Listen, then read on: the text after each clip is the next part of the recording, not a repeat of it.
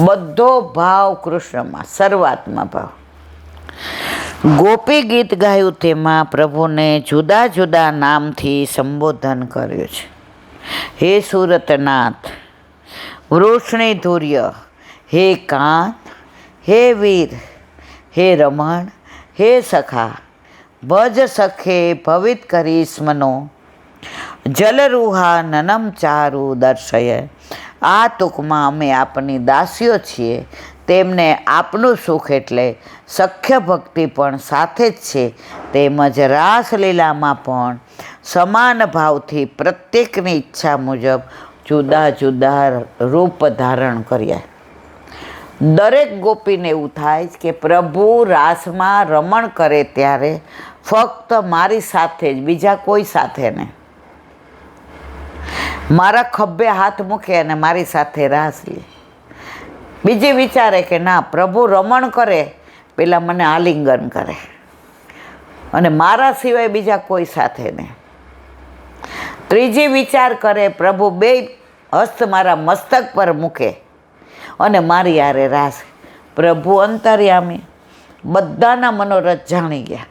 જે ગોપીએ જેવો મનોરથ કર્યો હતો એવું સ્વરૂપ પ્રગટ કરી અને એટલા સ્વરૂપ ધારણ કરી અને ગોપીઓ હારે રાસ કર્યા.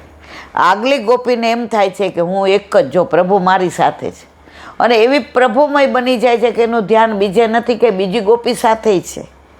બીજી શું કરે છે એનાથી મતલબ જ નથી, મારા પ્રભુ મને મળી ગયા. તો આપણે અત્યારે કેમ આટલી બધી દેખાદેખી કરીએ છીએ?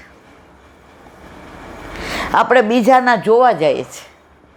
અહીંયા રાસમાં કોઈ ગોપીએ જોયું નથી કે કઈ ગોપી શું કરે છે, કયા પ્રભુ પધાર્યા એ મારી હારે છે, બસ બીજી એને કાંઈ ખબર નથી. આપણે જોઈએ બીજા હારે જ, લે મારી હારે જ હોવા જોઈએ. જો આ બીજું જોવા જઈએ છીએ ને એમાં મૂળ આપણે ભૂલી જઈએ છીએ.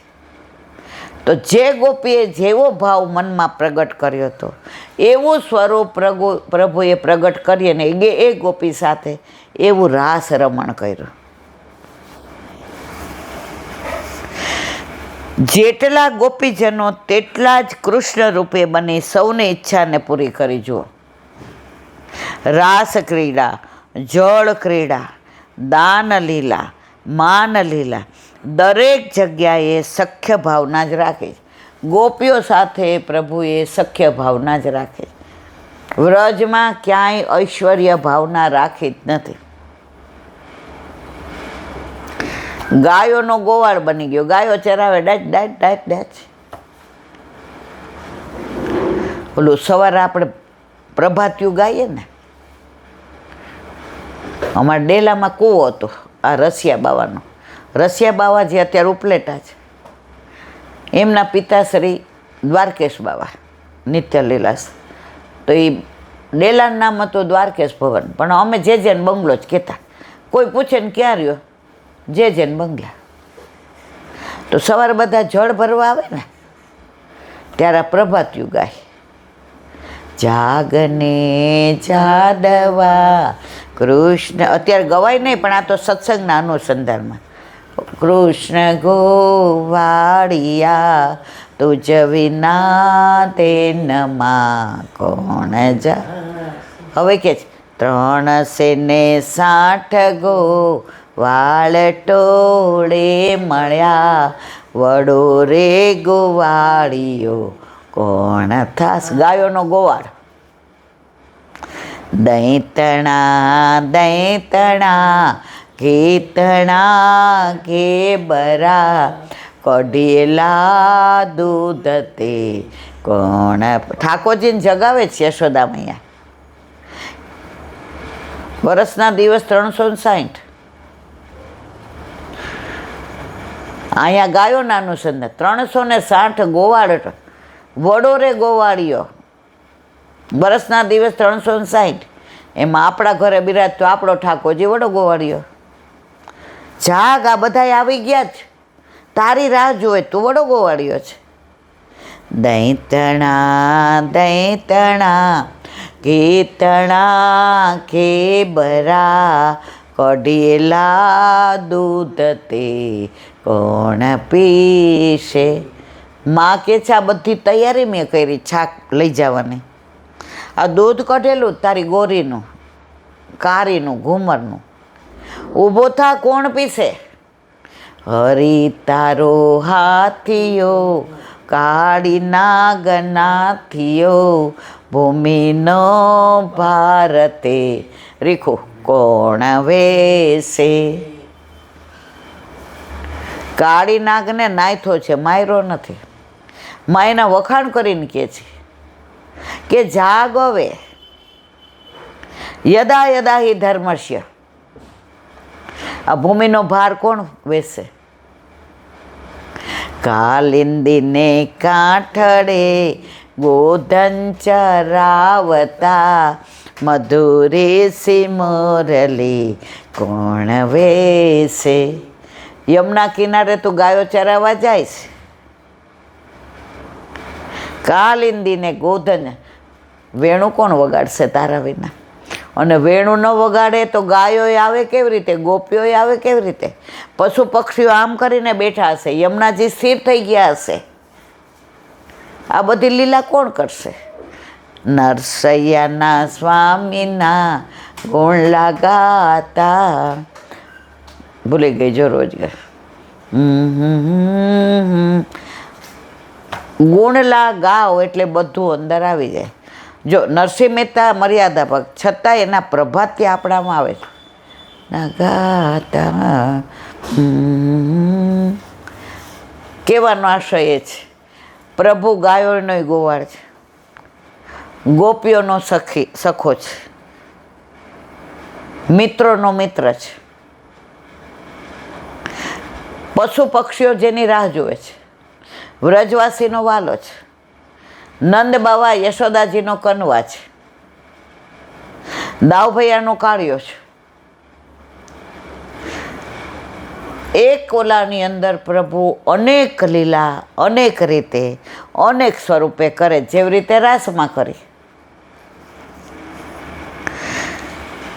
આ સર્વ સુખના અધિકારી તે ગોપીજનો જ રહ્યા. આ બધું સુખ કોને મળે છે? ગોપીજન. ગોપીજનોને તે ફલલભ્ય માટે કવિશ્રી કહે છે સેવો શ્રી કૃષ્ણ કૃપાળ. બોલો વલ્લભા.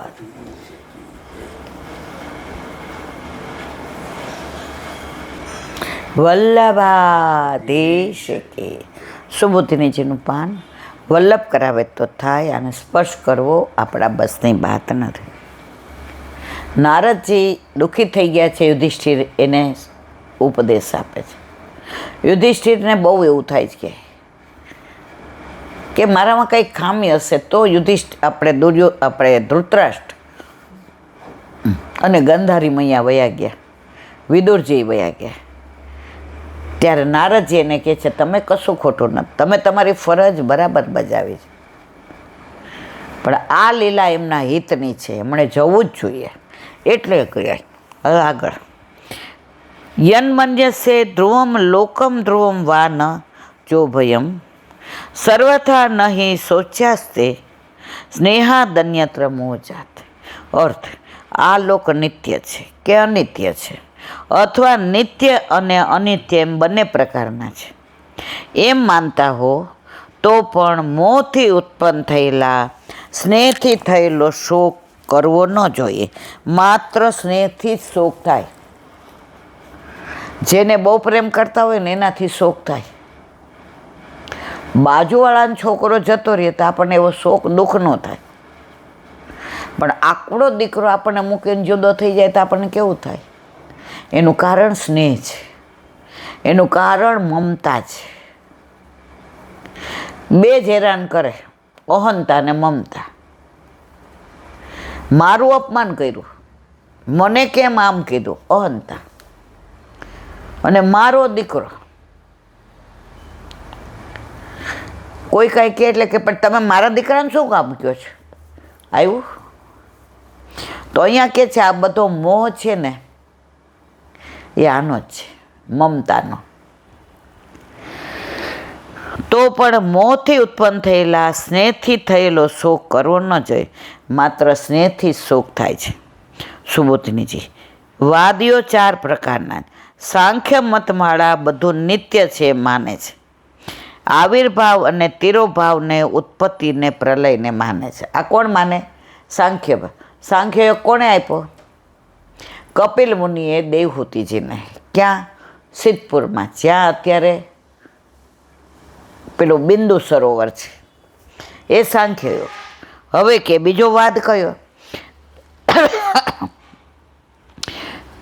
બૌદ્ધ મતના એ વેદને માનતા જ નથી. બૌદ્ધ લોકો તો બૌદ્ધ વેદને માનતા જ નથી. તેઓ બધું અનિત્ય છે એમ માને છે. જગત બનેલું હોવાથી તે નિત્ય નથી એમ. આ જગત તો બને ને થાય, નિત્ય નથી.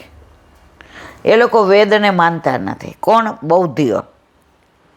એ માને છે બધું અનિત્ય છે. ત્રીજો, વેદાંતર મતવાળા પણ માધ્યમિક વગેરે તો એમ માને છે કે આ જગત ન હતું, નથી, નહીં હોય, તેથી નિત્ય નથી અને અનિત્ય પણ નથી, મિથ્યા છે. આ મિથ્યા માને છે. હવે ચોથા, નૈયાયિકો કણાદ, અક્ષપાદ વગેરે માને છે કે આ જગત નિત્ય પણ છે અને અનિત્ય પણ છે. એમાં પૃથ્વી, જળ, તેજ, વાયુ, આ 4 પરમાણુ અને આકાશદિક નિત્ય છે, બીજા અનિત્ય છે. આમ 4 વિકલ્પોનો વિચાર કરતાં તમારે શોક કરવો યોગ્ય નથી. આ પરિસ્થિતિ પણ નિત્ય નથી. પહેલાં એ લોકો લડ્યા ત્યારે તમારી યારે દુશ્મનની જેમ રહ્યા. તમને ઝેર આપ્યું ત્યારે એવી રીતે રહ્યા. તમને અગ્નિમાં બાળ્યા ત્યારે એવી રીતે રહ્યા. દ્રૌપદીના ચીર હર્યા ત્યારે એવી રીતે રહ્યા. હવે એ નિત્ય નહોતું. હવે તમે લઈ આવ્યા તો એ નિત્ય નથી. એ ગયા એ નિત્ય નથી. એટલે આમાં તમારે શોક કરવાની જરૂર નથી. કારણ કે જો નિત્ય હોય તો શોક કરવા યોગ્ય નથી. અને પાણીના પરપોટા જેમ અનિત્ય હોય તો પણ શોક કરવો યોગ્ય નથી. પાણીના પરપોટા તો થાય ને ફૂટે, એમ આપણે બધાય પાણીના પરપોટા જેવું જ આયુષ્ય છે. ભલે અત્યારે બેઠા છે, 1 સેકન્ડમાં જીવ નીકળી જાય ખબર નથી પડતી. અનિત્ય છીએ. માધ્યમિકોના મત મુજબ એટલે કે આ જગત સસલાના શિંગડા જેવું કોરી કલ્પના માત્ર છે, એનું અસ્તિત્વ જ નથી, મિથ્યા છે. આવા લોકો હોય છે. આ બધી મતાંતરની વાતો છે. કારણ કે ભાગવતમાં 3 ભાષા છે: સમાધિ ભાષા, મતાંતર ભાષા અને લોક. એટલે અહીંયા બધાના મતની વાત કરે છે, મતાંતરની. તો જરાય શોક કરવો ઉચિત નથી. નૈયાયિકોના મત પ્રમાણે શોક થાય તે સંભવ છે. ત્યાં પૂછે છે કે શત્રુનું મરણ થાય ત્યારે કેમ શોક થતો નથી? પોતાનાનું થાય ત્યારે શોક થાય છે. શત્રુનું મરણ થાય ત્યારે કેમ શોક થતો નથી? મિત્રનું મરણ થાય ત્યારે શોક થાય છે. ત્યાં કહે છે સ્નેહાત. સ્નેહને લીધે એટલે અપકારી સ્નેહ જ શોકનું કારણ. પોતાનું થયું એટલે દુઃખ. જ્યાં સુધી પોતાનું નહોતું ત્યાં સુધી કોઈ દુઃખ નહોતું. આજે મારા લગ્ન તમારી સાથે નહોતા થયા અને બાપુજી માંદા પડે તો મારે લેવા નહીંતર દેવા. પણ જેવા લગ્ન થયા અને બાપુજીને કાંઈ થાય, સ્નેહ થઈ ગયો ને, મારા સસરા, દુઃખ થાય છે. પહેલાં નહોતું, ઓળખાણ જ નહોતી. તો આ દુઃખનું કારણ સ્નેહ છે, મમતા છે, અને એના લીધે જ આપણે બધા દુઃખી થઈએ છીએ.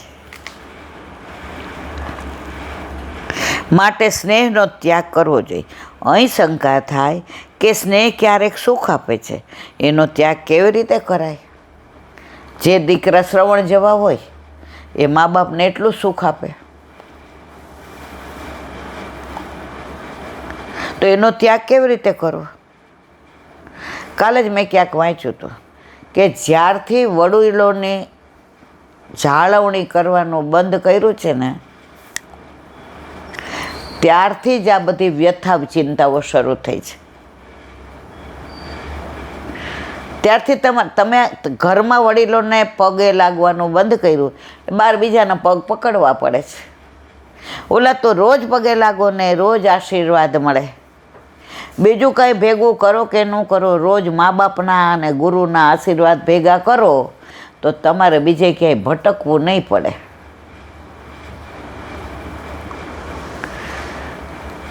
અમે નાના હતા ને અમને શીખવાડવામાં આવતું કે સવારે સ્કૂલ ન હોય તો ગુરુ ઘરે જઈને દંડવત કરી આવવાના. એમાં જે સંધ્યાવદન કરતા હોય તો બહારથી ને ખાલી એટલે જે આમ આંખથી ને આપણને આશીર્વાદ આપી દે. જો આશીર્વાદ તો મળી જ ગયા. પરીક્ષા આપવા જઈએ એટલે મા બાપને પગે લાગીને જઈએ. અમારામાં કુંવારિકાને પગે ન લાગવા દે, એટલે જેવા જઈએ એટલે આપણને વાલ કરીને માથે હાથ મૂકે, આશીર્વાદ મળી ગયા. બીજું કમાવવું પડે છે, આશીર્વાદ એની મેળાએ મળી જાય છે. ફક્ત તમારે જઈને પગે જ લાગવાનું છે ને બીજું શું કરવાનું છે? ઘરમાં મા બાપના પગ પકડેલા હશે તો ગામના નહીં પકડવા પડે, નહીંતર પકડવા પડશે.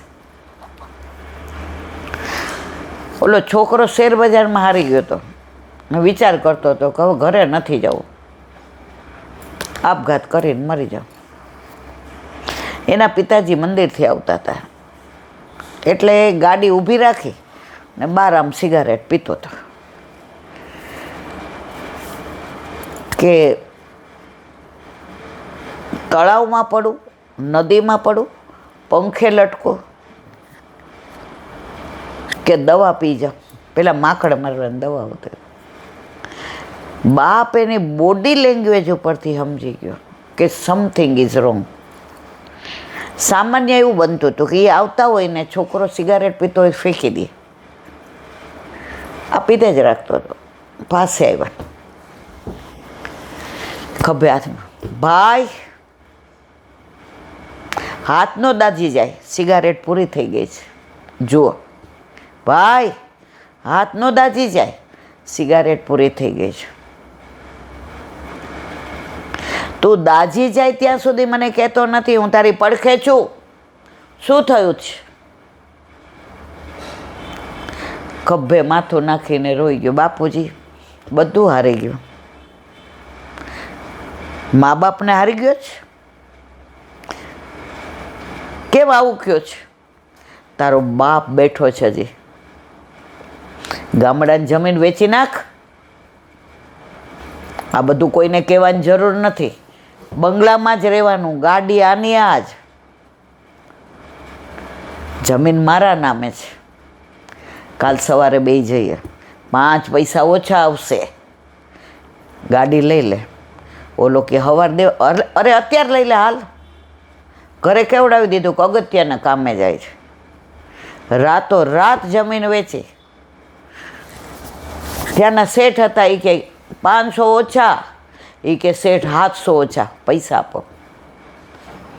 આવીને સવારે ઓલા બધાએ કોઈને હોહા ન કરવા દીધી. બાપની અંદરની પેલી જુઓ તમે, જેને કહેવાય ને, શું કહેવાય એને, કોઠાસૂજ. બધાના ઘરે જઈને પૈસા દઈ આવ્યા, રોકડા. ત્યારે દીકરાએ કીધું કે હું એવું માનતો હતો કે હું એકલો છું, હવે તમારી ઉંમર થઈ, તમે આમાં શું કરી લેવાના? તમને મારે વાત ન કરાય, ક્યાંક તમને તકલીફ થઈ જાય તો? બેટા, તે વાત ન કરી હોત ને તો તકલીફ થાત. તારા હાથને હજી ખભો મળેલો છે, આ ખભો ગયો નથી. ક્યાંક વાંચ્યું તો ખભે હાથ મૂકે ને એના ઘણા ભાવ હોય છે. મિત્ર ખભે હાથ મૂકે ને એ મિત્રતાનો હોય છે. પત્ની ખભે હાથ મૂકે ને પ્રેમનો હોય છે. બાપ ખભે હાથ મૂકે ને એ હૂંફનો હોય છે, હું બેઠો છું. તો જે મા બાપના પગ પકડે ને એણે બહાર બીજાના ન પકડવા પડે.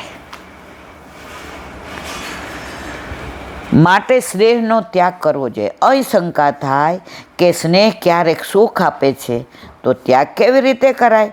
ત્યાં કહે છે મોહજાત, એ મોહમાંથી ઉત્પન્ન થાય છે. અજ્ઞાનથી ઉત્પન્ન થયેલો સ્નેહ કેવી રીતે સુખ આપે? સન્નિપાતમાં થયેલી શીતળતા તાપનો નાશ કરતી નથી. મૂર્છામાં ઘણું દુઃખ થાય. જો મૂર્છામાં સુખ હોય તો કોઈ મૂર્છા ઉતારે જ નહીં. ઘણા નહીં કહેતા મૂર્છા આવી ગઈ જ બિચારાને, ઓલા ચપ્પલ ઉગાડે ને ડુંગળી ઉગાડે ને, પહેલાં એવું કરતા હતા, હવે તો બધું દવાખાનું જ હોય. મોહથી ઉત્પન્ન થયેલો સ્નેહ પણ મૂર્છા છે. મૂર્છામાં રહ્યો એટલી વાર તમને દુનિયાથી જુદા પડી જાઓ, પાછું ભાન આવે, મારો દીકરો ક્યાં, મારો પૌત્ર ક્યાં, આવી ગયા પાછા. તો આ મોહ છે ને મૂર્છા જેવો છે, પણ છતાંય આપણને એ ગમે છે. એમાં સુખનો વિચાર બ્રહ્મ છે. બધો ભ્રમ છે, ખબર છે, છતાંય આપણે બ્રહ્મમાં રહેવા મજા આવે છે. એક છોકરીને લગ્ન નહોતા થતા, નાના હતા ને ત્યારે વાર્તા વાંચતા હતા.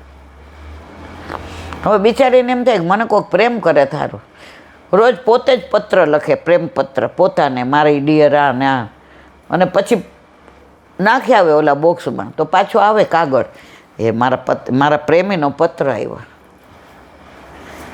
આ મોહ, આ બ્રહ્મ, એને બ્રહ્મમાં રહેવું ગમે જ કે મને કોઈક પત્ર, આપણે બધા એવા જ છીએ. એમાં સુખનો વિચાર બ્રહ્મ છે, માટે સ્નેહનો ત્યાગ કરવો જોઈએ. આ બધી વિચારણા પછી નારદજી ફલરૂપ વિધાન કરે. આ બધું કોને કહે છે? યુધિષ્ઠિર. બોલો વલ્લભાધી. શ્રીમદ ભાગવત અને મારા ગુરુદેવને દંડવત प्रणाम करूँ. चंद्र सरोवर पे सूरदास जी के द्वार पे मेरा दंडवत प्रणाम. सुरभि कुंड पे परमानंदास जी के द्वार पे मेरा दंडवत प्रणाम.